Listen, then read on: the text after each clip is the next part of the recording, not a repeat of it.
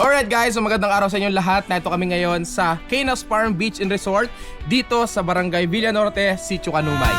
Oh, Villanorte, ikaw ang tahanan ko.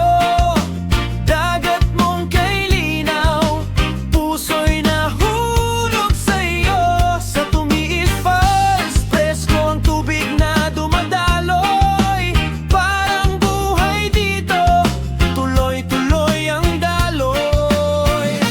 At ngayon guys, papakita ko sa inyo ngayon kung gaano kaganda itong resort na to na mga tagpuan, ulitin ko, dito sa Barangay Villanorte, Sitio Canumay. Ito yung mga daan mo pag pupunta ka sa Tumiis Falls na isa sa pinakasikat na tourist spot dito sa Alabat. Makikita mo tong napakagandang beach na to. Although bago-bago pa lang to, siguro mga ilang years pa lang, pero grabe, sobrang ganda. Meron tayong swimming pool. Tapos ang kagandahan nito, kaharap mo dito, habang ikaw ay nasa beach, kaharap mo yung napakagandang dagat. Yan, dito sa Villanorte. Yan, di ba? Kung makikita mo mga kaibigan, sobrang presko dito sa lugar na to. At talaga namang ikaw ay marirelax kung hanap mo ngayong mahal na araw mga kaibigan na gusto mong mag-relax, mag-unwind.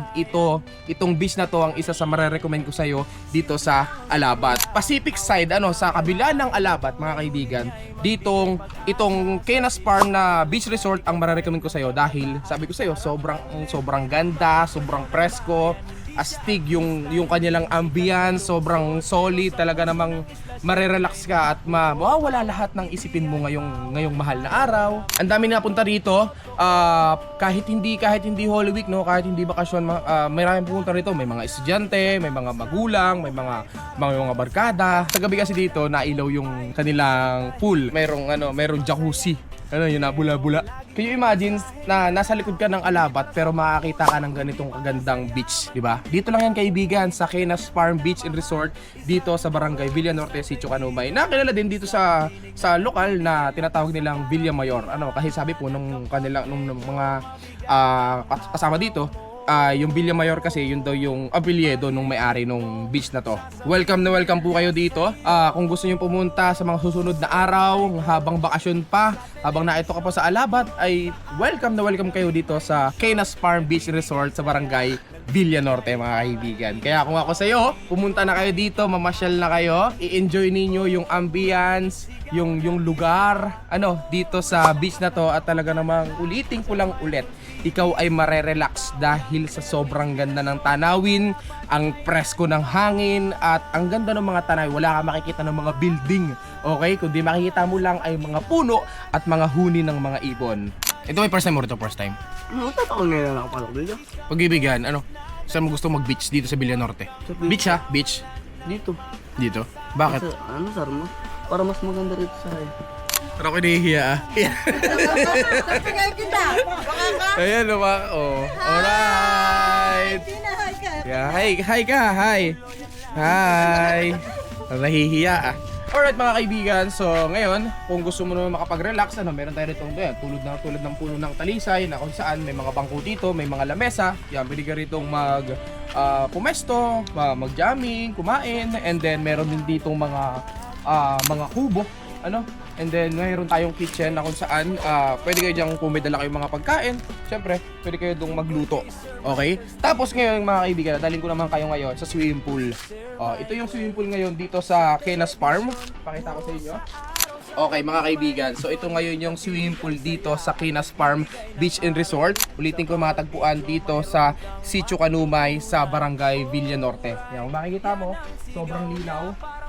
Sobrang linaw, tapos saktuhan lang yung lalim niya, mayroon tayong pambata, then meron tayong mga pang-adult, yung mga pang-matanda. And make sure lang din po kung may mga kasama kayong mga bata ay tingnan lang natin, lagi nating pagmasdan, baka kasi mamaya nasa lalim na siya So yun, meron tayo nito mga donut, meron tayong mga salbabida, okay, na kung saan, siyempre, ito yun, kung di ako nagkakamali, dito yung jacuzzi, okay, yung nabula-bula, yan, para kayo nasa hotel.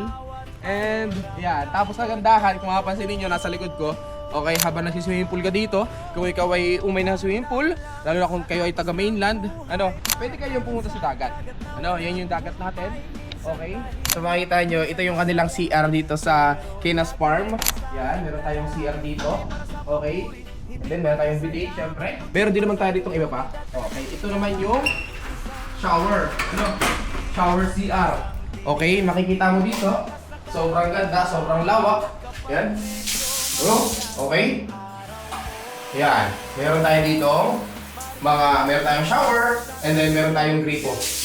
Okay? Galing kang swimming pool, pagbawa mo dito, makikita mo yung napakalawak na dagat dito. And then, ulitin ko, ito yung dagat. Tapos may mga puno dito at talagang preskong presko. Can you imagine, di ba? Habang ikaw ay nandito sa puno na to, malamig. Tapos makikita mo ang harap mo yung dagat. Ano? Minsan lang naman minsan lang to sa loob ng isang taon, di ba? Kaya sulitin mo na.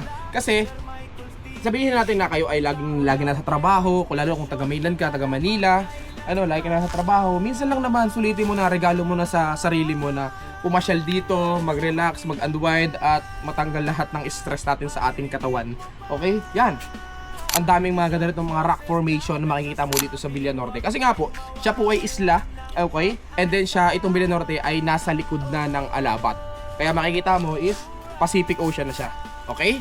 Ulitin ko lang ulit sa iyo kaibigan, kung gusto mo pumasyal, kung gusto mo mag-unwind, okay, itong beach na to ang mararecommend ko sa iyo. Ito yung ating Canas Farm Beach and Resort na matagpuan dito sa Barangay Villa Norte, Sitio Canumay. Ito na ang saya.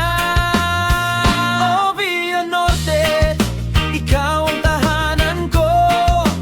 Dagat mong kay linaw, puso'y nahulog sa'yo. Sa tumiis falls, presko ang tubig na dumadaloy. Parang buhay dito, tuloy-tuloy ang daloy. Villa Norte, kay sarap mong mahalin. Sa piling mo, puso ko'y gagaling. Hapon sa tabing dagat, barkada'y